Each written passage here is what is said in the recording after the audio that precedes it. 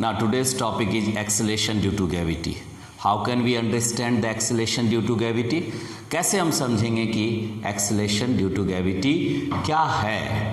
तो सपोज करो ये वर्ड अपने में बता रहा है आपको acceleration. That means whenever there is a change in velocity with the time it is termed as the acceleration. But it is under the gravity. तो कैसे समझेंगे? सपोज करो कि कोई बॉल है और कोई ऑब्जेक्ट है, मान लो ये हमने ऑब्जेक्ट लिया और इस ऑब्जेक्ट को जब हम पकड़े हुए हैं its velocity is the zero. जैसे ही हमने इसको फ्री किया ये कहाँ गया?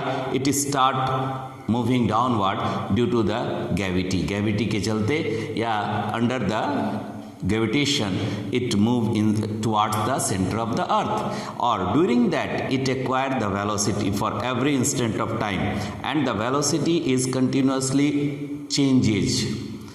और ये कैसे हो रहा है? तो वेलोसिटी चेंज कर रहा है ड्यू टू द ग्रेविटी के चलते। ठीक है, मीन्स फोर्स जो एक्ट कर रहा है, ग्रेविटेशनल फोर्स जो एक्ट कर रहा है, इसके चलते उसमें एक एक्सेलरेशन प्रोड्यूस कर रहा है। पहले आपने वेलोसिटी जीरो लिया, लेकिन जब ये गिर रहा है तो इसकी वेलोसिटी बढ़ रही है। दैट मीन्स वेलोसिटी हर एक इंस्टेंट पे चेंज कर रहा है with the time. So on that case we can say it the falling body is accelerated. लेकिन ये फॉलिंग बॉडी एक्सेलेरेशन कहाँ पाया? Under the gravity. So it is termed as the acceleration due to gravity. अब देखो इस बात को हम लोग अभी लिख करके भी समझेंगे। That acceleration produced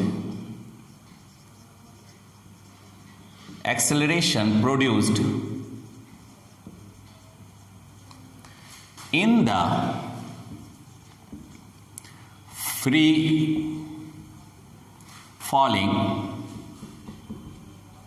falling body under the force of gravity, is known as acceleration due to gravity, is known as acceleration due to gravity. तो क्या ऑब्जर्व किए कि अगर किसी बॉडी को जब फ्री आप छोड़ते हैं वो फोर्स एक्सर्ट करता है, फोर्स एक्सपीरियंस करता है, and that force is due to the gravity. So there is the change in the velocity and that means the falling body has accelerated, and that such acceleration is known as acceleration due to gravity. अब देखो expression हम निकाल रहे हैं acceleration due to gravity का, और इसको it is denoted by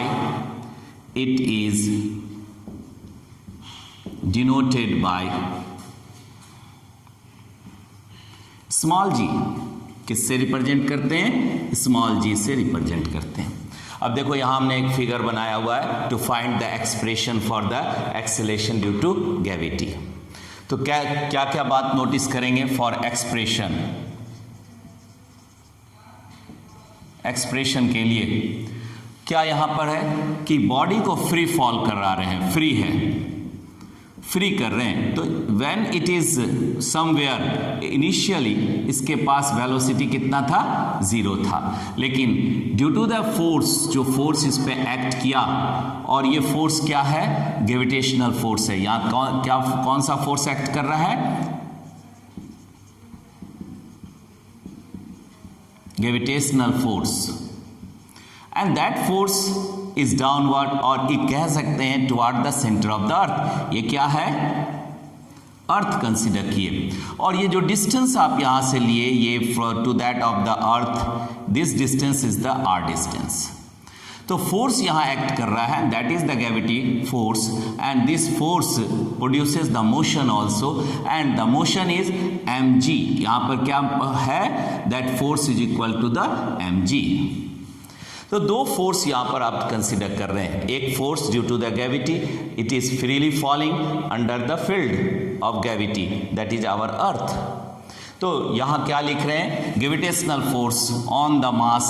अब मास आपके पास क्या लिए हैं, फ्री मास, और मास यहाँ लिख रहे हैं that mass is equal to m, m से रिप्रेजेंट कर रहे हैं मास को, स्मॉल मास को। अब पूरे अर्थ के मास को हम किससे रिप्रेजेंट कर रहे हैं, कैपिटल एम से अर्थ के मास को रिप्रेजेंट कर रहे हैं, या कंसीडर कर रहे हैं mass of the earth, that is the capital M, and the distance from the origin, from the center of the earth to that of the object, let it be the P point। तो ऐसे में ये जो distance आपको मिला, ये distance हमने consider किया r। अब देखो यहाँ पे, तो force, gravitational force is given as, gravitational force is given as that F is equal to G capital M small m by R square, and this is the equation number 1. Now the body is freely falling, the body has the motion, and that is the mass into acceleration, and this acceleration is under the field of gravity, so it is the acceleration due to gravity G। तो हम यहाँ पे कह सकते हैं the force on acting on the mass small m, the force acting on the mass small m is given as कितना हो गया फोर्स, तो यहां पर F इज इक्वल टू क्या लिखेंगे, mg, and that is the equation number 2। Either of the force जो हमने रिप्रेजेंट किया है, ये दोनों क्या है, इक्वल है। Now equating 1 and 2, equating 1 and 2 we get कितना मिला, तो अगर इक्वेट करते हैं इसको तो हम लिख सकते हैं mg is equal to g capital M small m by R square. Now from here that is the m of the object, m of the freeing body, that cancel out, so acceleration due to gravity g is equal to g capital M by R square। now this become the equation number 3, and this is the expression, this is the expression for the acceleration due to gravity। now एक और बात, ये surface पे मान लो consider करते हैं that acceleration या body at the surface of radius r, अगर हम कंसिडर कर रहे हैं द बॉडी, यहां पे देखो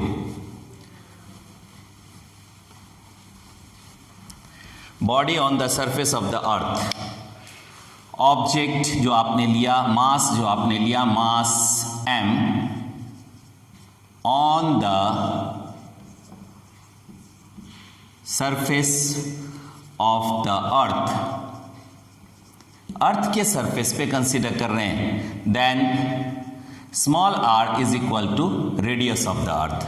कैपिटल R क्या है, that is the radius of the earth, ये क्या हो गया, that is the radius of the earth. यहां से अगर हम कंसीडर करते हैं दिस इज द R, तो रेडियस ऑफ द अर्थ हो गया, तो यहाँ g का वैल्यू क्या हो गया, नाउ द इक्वेशन 3 बिकम्स, इसको हम लिख सकते हैं g m by R square, and this is the equation number 4, and very important relation that we find out, that is the g is equal to capital G universal constant, mass of the earth or the planet, and the radius of the earth, or if it is of different planets on that case, that is the different। तो अभी यहाँ पर हम लोग एक expression find out किए। अब देखो यहाँ हम बात कर रहे हैं कि क्या क्या पॉइंट्स है जिसको आप नोट करेंगे regarding the acceleration due to gravity. So note point यहाँ पे क्या आ गया, that note point is the first of all it has a SI unit of G का एक्सेलेरेशन ड्यू टू ग्रेविटी का इज इक्वल टू मीटर, या कह सकते हैं is metre per second square. जो एक्सेलरेशन का कॉमनली जो हम लोग कंसिडर करते हैं वही एक्सेलरेशन का यहाँ पर भी यूनिट है, that is the metre, SI unit metre per second square. CGS में जाएंगे centimetre per second square, CGS unit of g is centimetre per second square. और इम्पॉर्टेंट बात क्या है, तो सेकेंड पॉइंट हम देख रहे हैं यहां से g का वैल्यू ये क्या है, it is a vector quantity. Vector quantity means it has a direction. When you leave this one any mass, then the acceleration is towards the center of the earth. अगर आप किसी ball को ऊपर की ओर फेंकेंगे तो वहाँ रिटार्डेशन होगा, मीन्स वो ग्रेजुअली क्या होगा, घटते चला जाएगा और at the top the velocity become zero.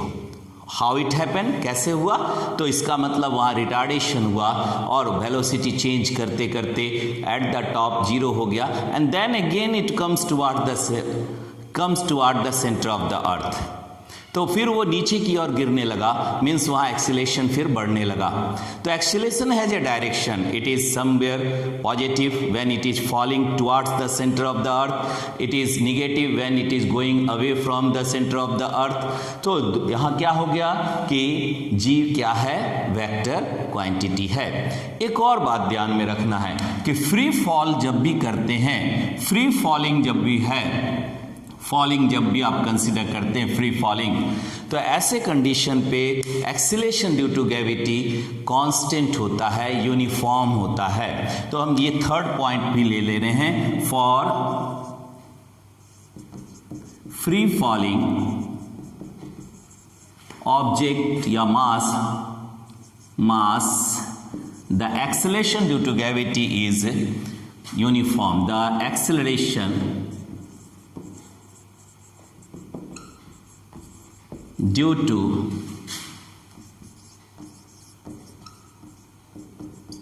gravity is uniform। ठीक है, दैट मीन्स कांस्टेंट। ये क्या है, कांस्टेंट है।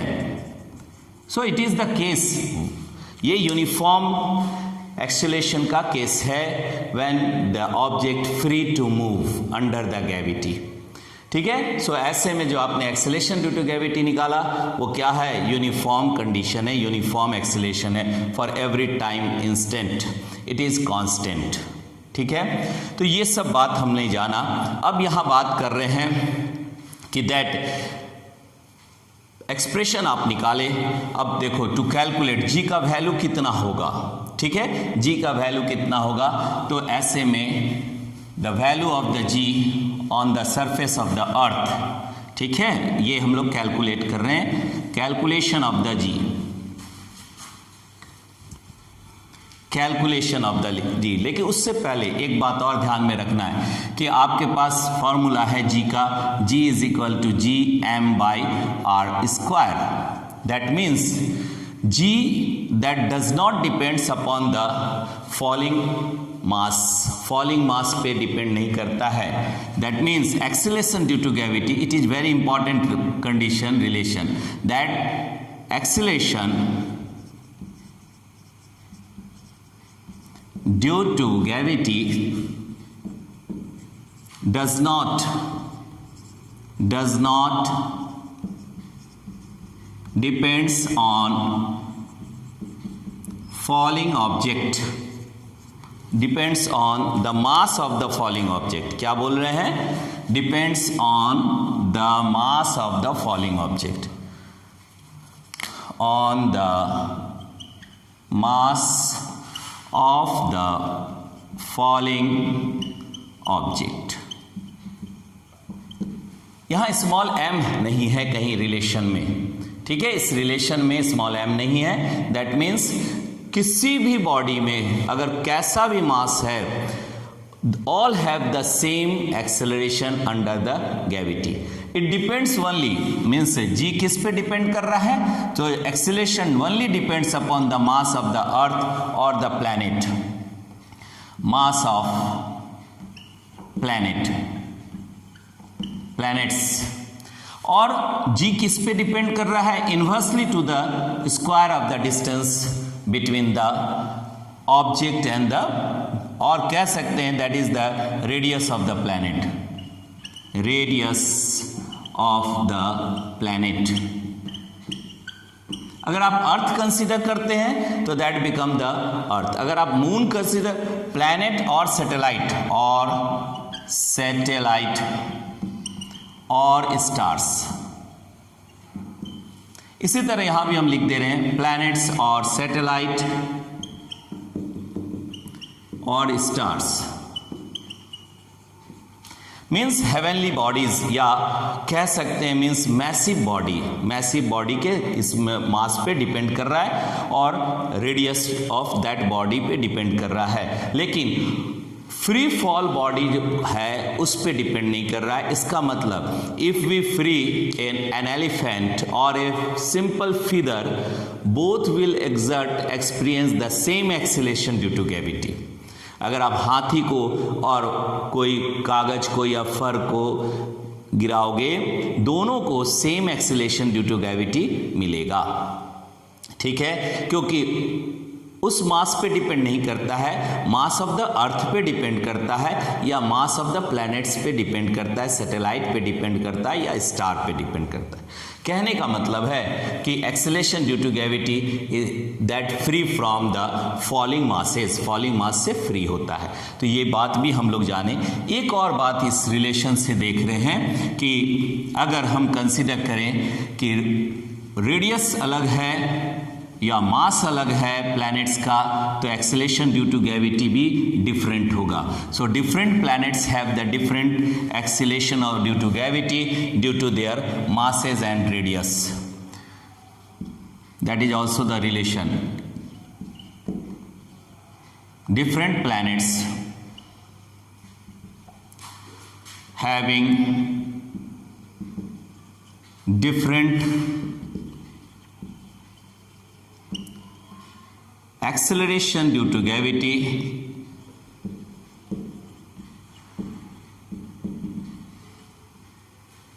G, as they have different masses and radius, different radius, इसलिए जी का वैल्यू भी हर जगह हर प्लैनेट में अलग अलग होगा, क्योंकि यहाँ पर मास डिफर करेगा और रेडियस भी डिफर करेगा। प्लैनेट क्यों बोले, हेवनली बॉडी भी आप बोल सकते हैं, प्लैनेट के जगह सैटेलाइट भी हो सकता है, और सैटेलाइट कर दो और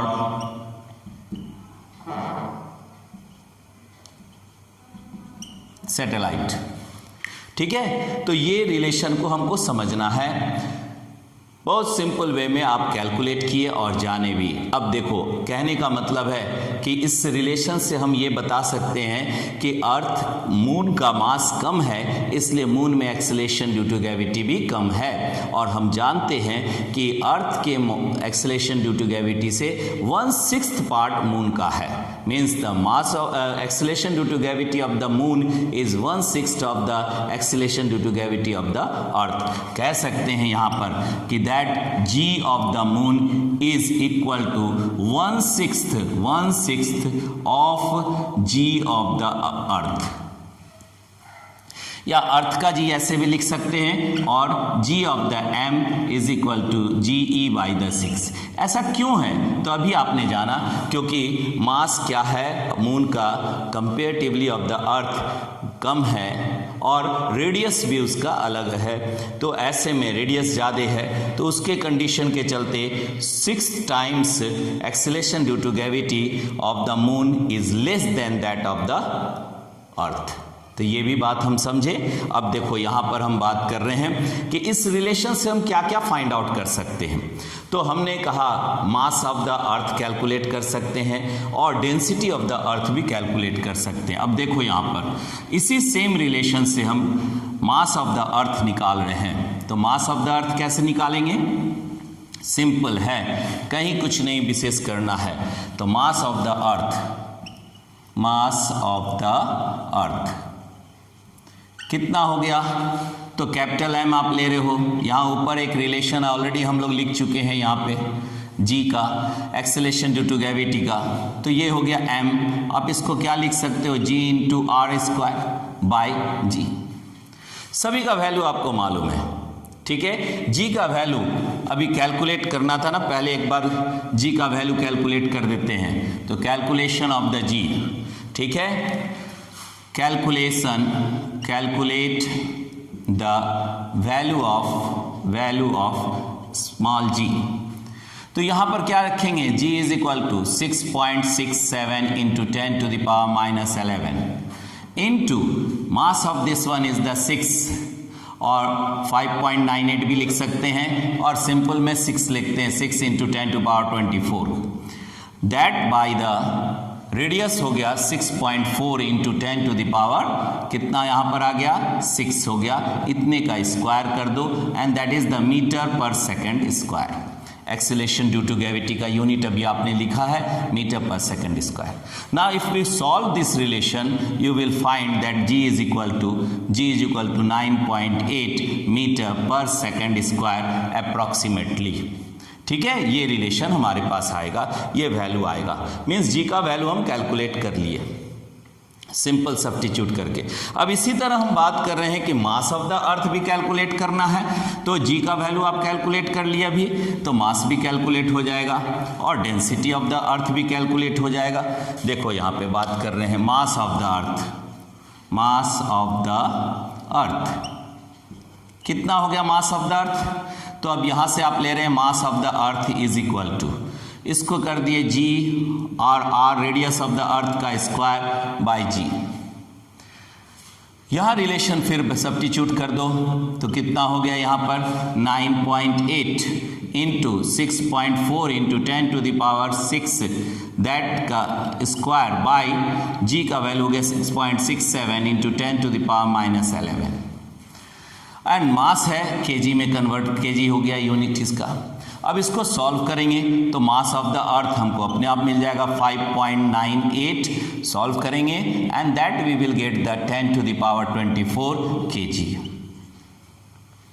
और 6.6 इंटू, और ऑर्डर ऑफ द अर्थ अगर हम कंसिडर करते हैं, order of the earth, order of the mass of the earth, order of the mass of the earth का ऑर्डर कितना है इज 10 टू द पावर 25, कहां से आया 25 kg, यह ऑर्डर है, ठीक है। अब इसको हम कैसे देख रहे हैं, तो इसको आप लिखेंगे 6 into 10 to the power 24 kg, और यहां पर पॉइंट अगर 6 को भी कंसिडर कर ले तो ये 25 हो जाएगा, ऑर्डर हो 10 टू द पावर 25। और क्या बात कर रहे हैं density of the earth, density कैसे निकालेंगे अर्थ का, ये भी हम इसी रिलेशन से कैलकुलेट कर लेंगे। डेंसिटी ऑफ द अर्थ, देखो अब डेंसिटी ऑफ द अर्थ निकाल रहे हैं, यहां देखिए डेंसिटी ऑफ द अर्थ का डेंसिटी कितना हो गया, तो हम सब पढ़े हैं mass is equal to volume into density. Volume आप ले रहे हैं, अर्थ का स्फीयर है, earth is assume to be sphere के रूप में, तो यहां हो गया 4/3 pi R cube, R the earth का हो गया R cube into density, that will come the mass. और यहां से हम रिलेशन अगर ले लें तो डेंसिटी मास के साथ रिलेशन है, तो यहाँ कितना हो जाएगा मास इज इक्वल टू, आप लिख सकते हो जी आर स्क्वायर बाई जी, यहाँ आ गया और मास के जगह पे हम सब्स्टिट्यूट कर देंगे दोनों रिलेशन को, इसको इक्वेशन 1 कर दो, इसको इक्वेशन 2 कर दो। Now equating 1 and 2 we have कितना मिल गया यहाँ पे, तो वैल्यू रख दिए यहाँ 4 pi R cube into rho by 3, that is equal to, ये हो गया G R square by capital G. Now R cube R square cancel और रो निकालना है हमको, तो डेंसिटी इज इक्वल टू, इसको हम यहाँ पे लिख देंगे 3 ऊपर चला गया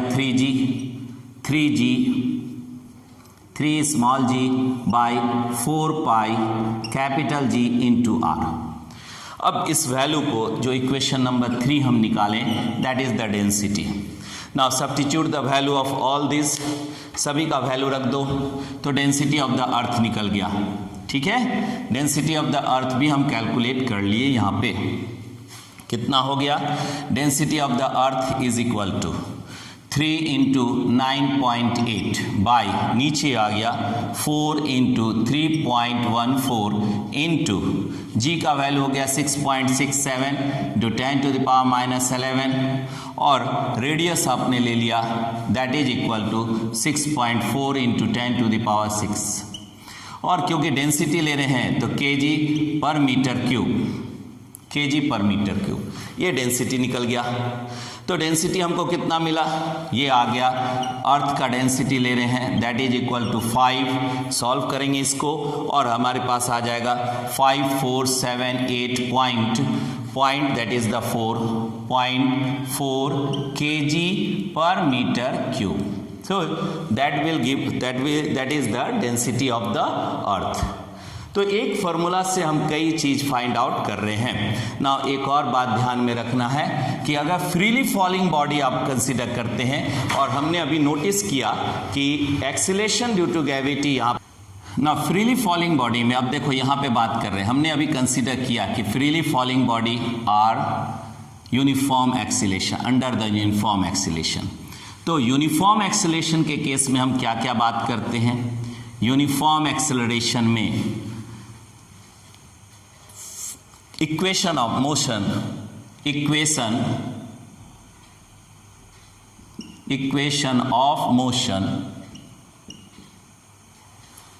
अंडर द ग्रेविटी या under of freely falling object, of freely falling object, यहां से भी हटा देते हैं इसको, ग्रेविटेशन फोर्स फॉलिंग ऑब्जेक्ट जो आप ले रहे हैं ऑब्जेक्ट। और अभी हमने कहा कि जो फ्रीली फॉलिंग ऑब्जेक्ट है वो अंडर द यूनिफॉर्म एक्सेलरेशन है, it is under the uniform acceleration, it is the case of the uniform acceleration.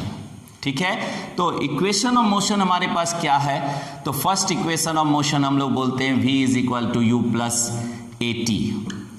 Second हो गया relation that is the s is equal to u t plus half a t square. और third relation हम क्या देखते हैं that is v square minus u square is equal to 2as। ये सभी relation हम यूनिफॉर्म एक्सेलरेशन में देखे थे इन केस ऑफ द मोशन। और अब यहाँ पर ये भी मोशन है, फ्री फॉल है, तो ऐसे में ग्रेविटी के अंदर में क्या बात आ जाएगा, तो equation of motion for under the gravity जो हम लोग कंसीडर कर रहे हैं that v is equal to u plus, in case of the a it is written as g into t। In case of second s के जगह height हम consider करते हैं that s is equal to h, so h is equal to u t plus half g t square, half g t square. This is the second equation. और क्या बात यहां पर नोटिस किए that h s is equal to h और साथ में and a is equal to g, acceleration due to gravity.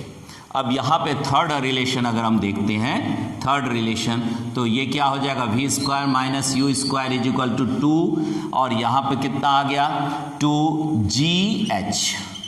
तो ये हमारे पास क्या है, इक्वेशंस है अंडर द ग्रेविटी। ग्रेविटी के अंदर में हम ये सब इक्वेशन को कंसीडर कर रहे हैं। अब देखो सेम चीज है, अंतर कितना है कि अंडर ग्रेविटी में a के जगह g कर दिए और s के जगह हाइट h ले लिए, बस, और बाकी सब रिलेशन सेम है। अब इसके अंदर हम लोग कुछ प्रॉब्लम्स देखेंगे। दो प्रॉब्लम हमने यहाँ लिखा हुआ है, इन दोनों प्रॉब्लम को सॉल्व करेंगे regarding this relation of equation of motion. Now देखो अब, सो एक्सेलरेशन को हम लोग समझे कि acceleration produced in the free falling body under the force of gravity is known as acceleration due to gravity. It is a vector quantity, it is uniform for the free body, and every relation we come to know regarding this acceleration due to gravity. Now see the problems and solution for the first solution 1 पहला के साथ है। क्या question कह रहा है? A car falls off a luggage and drops to the ground in 0.5 second. Let G 10 metre per second. मान लो जी का वैल्यू दिया हुआ है 10 मीटर पर सेकेंड। अब गिवेंस जो दिया हुआ उसको लिख देते हैं, that is 10 metre per second square, that is the G दिया हुआ है। अब आपसे प्रश्न कर रहा है, पहला प्रश्न है, पहला क्वेश्चन है, what is the speed on striking the ground. किस स्पीड से वो ग्राउंड पे जो लगेज को गिराया है, लगेज को ड्रॉप किया है, वो स्ट्राइक करेगा। इसका मतलब फाइनल वेलोसिटी हमको निकालना है। तो फॉर्मूला हमारे पास क्या हो गया? v is equal to u plus g t. और अभी आपने लिया कि ड्रॉप कर रहे हैं, किसको? लगेज को ड्रॉप कर रहे हैं। ड्रॉप कर रहे हैं मीन्स इनिशियल वेलोसिटी क्या हो गया? 0 हो गया। Initial velocity becomes 0। तो अब इसको हम क्या लिख सकते हैं? v is equal to g t. और g का वैल्यू आपने कितना लिए? 10। और क्या टाइम दिया हुआ है? 0.5 सेकेंड दिया हुआ है। तो t का वैल्यू दिया हुआ है 0.5 सेकेंड। 5 सेकेंड दिया हुआ है, 0.5 सेकेंड। तो ये वैल्यू यहाँ रख दिए। तो velocity is equal to 10 into 0.5 second and that become the metre per second. और ये कितना हो गया? तो 5 मीटर, इसको लिख सकते हैं 5 metre per second, that is the final velocity. अब दूसरा प्रश्न यहाँ, ये तो पहले प्रश्न का आंसर आपने किया। दूसरा प्रश्न कह रहा है second, what is the average speed during this 0.5 second. और 0.5 सेकेंड में एवरेज स्पीड क्या है? So for the average speed, ये हो गया सेकेंड प्रॉब्लम जो हम लोग सॉल्यूशन कर रहे हैं। Average speed that is v average कर सकते हैं is equal to final velocity plus initial velocity by 2। और इनिशियल वेलोसिटी 0 है, फाइनल वेलोसिटी 5 लिखें तो हम इसको लिख सकते हैं 5 plus 0 by 2 and that is equal to, अब इसको सॉल्व कर दो, 2.5 हो गया, 2.5 metre per second, that is the average velocity. कितना आया एवरेज वेलोसिटी? 2.5। अब थर्ड क्वेश्चन है, how high is the luggage from the ground. कितने हाइट पे था लगेज? ठीक है, हाउ हाई। तो ऐसे में हमारे पास फॉर्मूला हो गया, थर्ड सॉल्यूशन निकाल रहे हैं, थर्ड कर रहे हैं। तो h निकालना, हाइट निकालना है। तो h is equal to formula हमारे पास क्या है? ut plus half g t square. अब देखो u कॉन्स 0 है तो ये टर्म खत्म हो गया। अब gt का वैल्यू, g का वैल्यू हम लोग को कितना लेना है? 10 लेना है। और t आप क्या लिखे हैं? तो 0.5 सेकेंड लिखे। अब इसको सॉल्व कर दो तो ये कितना हो गया? Half into 10 into 0.5 whole square. और ये क्या हाइट है? तो मीटर आंसर हो गया। अब इसको सॉल्व करेंगे, अपने आप से हमारे पास रिजल्ट आ जाएगा। तो यहाँ पर कैलकुलेट कर लो, ठीक है। और 5 यहाँ हो गया, ये हो गया। तो आंसर हमारे पास कितना आया? देख लो आंसर कितना आ रहा है। ये रिलेशन हमारे पास है, दैट इज द 1.25 मीटर। कितना आंसर हो गया? That is 1.25 metre. ठीक है, तो ये कैलकुलेशन हमारे पास आ रहा है, दैट इज द हाइट का वैल्यू क्या है। अब देख रहे हैं सेकंड सॉल्यूशन हम करने जा रहे हैं। फर्स्ट का तो कर दिए, सेकंड सॉल्यूशन करने के लिए अब यहाँ पर an object is thrown vertically upward and rises to a height of. Object को कह रहा है कि थ्रो कर रहे हैं, an object is thrown vertically upward, ठीक है, वर्टिकली अपवर्ड और upward and rises to a height of 10 meter. Calculate number 1 the velocity with which the object was thrown. किस वेलोसिटी से ऑब्जेक्ट को फेंका गया, ठीक है। तो अब देखो यहाँ पे क्या क्या चीज दिया हुआ है। 2 को प्रश्न यहाँ पर है। पहला क्वेश्चन है फॉर व्हाट वेलोसिटी।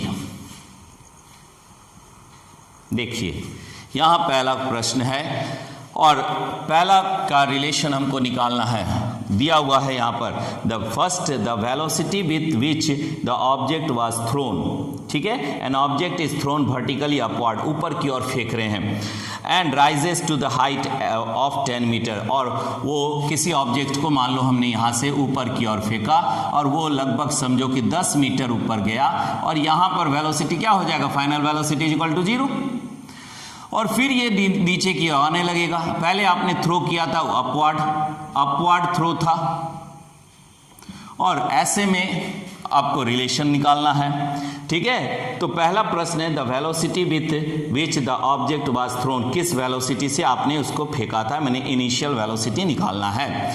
तो इनिशियल वेलोसिटी के लिए हमारे पास रिलेशन हो गया v square minus u square is equal to 2h, और gh भी कर सकते हो, hg भी कर सकते हो, gh।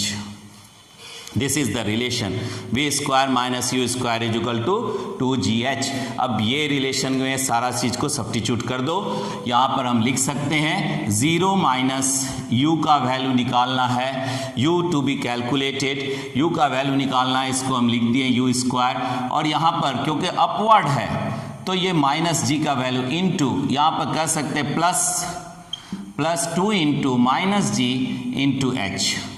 h का वैल्यू दिया हुआ है, h is equal to 10 metre दिया हुआ है, तो ये रिलेशन हो गया 0 is equal to u square, और यहाँ लिख देंगे माइनस 2g, और g का वैल्यू आप क्या कंसीडर कर रहे हैं 9.8, ठीक है, इंटू हाइट 10, 9.8 इंटू हाइट 10। अब इसको यहाँ माइनस है, इसको इधर कर दिया, minus u square is equal to 2 into 9.8, ये भी माइनस है, ये माइनस कैंसिल 10। अब u इज इक्वल टू आ गया रूट अंडर, इसको सॉल्व करेंगे, 2 इंटू दिस मच लिखेंगे, और इसका वैल्यू आ जाएगा 19, कैलकुलेट करेंगे तो इसका वैल्यू आएगा 196, that means that much metre per second, that is the initial velocity. किस वेलोसिटी से आपने इसको ऊपर की ओर थ्रो किया, ठीक है, ये निकल गया। अब इसका value u is equal to root हटाएंगे, स्क्वायर रूट करेंगे तो 14, कितना आंसर हो जाएगा 14 मीटर पर सेकेंड। तो ये पहला प्रॉब्लम को आपने सॉल्व किया, the velocity with which the object was thrown upward, and second the time taken by the object to reach the highest point, कि हाईएस्ट पॉइंट में जहाँ पहुँचने में कितना समय लगा, कितना टाइम लगा। तो अब सेकंड का कैलकुलेट कर रहे हैं टाइम निकालने के लिए, तो इक्वेशन क्या है, that is the v is equal to u plus gt, और g का वैल्यू माइनस लेंगे, u आपने निकाला है अभी, u का वैल्यू कितना आया, u का वैल्यू आया that is the 14 metre per second, और फाइनली कहाँ आया, 0 आ गया, तो हम लिख सकते हैं 0 is equal to 14 minus g का वैल्यू कितना हो गया, माइनस g का value plus minus g into t. अब इसी रिलेशन को हम लिख रहे हैं यहाँ पे, तो ये हो गया कितना, 0 is equal to 14 minus g के जगह हो गया कितना 9.8 इंटू टी, इसको इधर कर दिए तो हम लिख सकते हैं t is equal to 14 by 9.8, और t है सेकंड निकल गया। अब इसको सॉल्व किए, ठीक है, इसको सॉल्व किए तो कितना आ गया 1.43, t is equal to 1.43 second. तो ये फॉर्मूला जो आपने यूज़ किया, क्योंकि हम सब जान रहे हैं कि यहाँ पर फ्री फॉलिंग है, हैविंग द कांस्टेंट और यूनिफॉर्म एक्सेलरेशन, तो ऐसे कंडीशन में इक्वेशन ऑफ मोशन वही लगेगा, सिर्फ एक्सेलरेशन के जगह हम g का यूज़ करेंगे, और हमने कहा इट इज ए वेक्टर, तो डायरेक्शन है, जब हम ऊपर की ओर ले रहे हैं तो निगेटिव कंसीडर कर रहे हैं, ऊपर की ओर g का वैल्यू माइनस g ले रहे हैं, और जब हम डाउनवर्ड लेते हैं तो that is the g positive लेते हैं, तो ये डायरेक्शन को भी इंडिकेट करता है। So all about this acceleration due to gravity. Good luck to all of you.